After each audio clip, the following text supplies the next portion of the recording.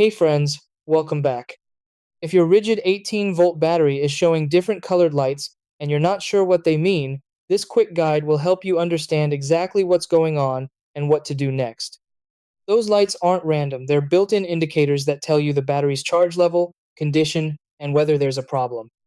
A solid green light means your battery is fully charged and ready to go, while a blinking green light tells you it's actively charging. Red lights signal trouble. A steady red light usually means the battery is completely drained, but a flashing red light often points to a fault inside the battery that may require replacement. Orange lights indicate charging problems, either from temperature issues, poor connections, or internal battery stress. Before assuming the battery is bad, try a few quick fixes. Test the wall outlet with another device, then try your charger with a different Ridgid 18-volt battery to rule out a charger failure. Wipe the battery terminals clean and make sure the battery clicks fully into the charger.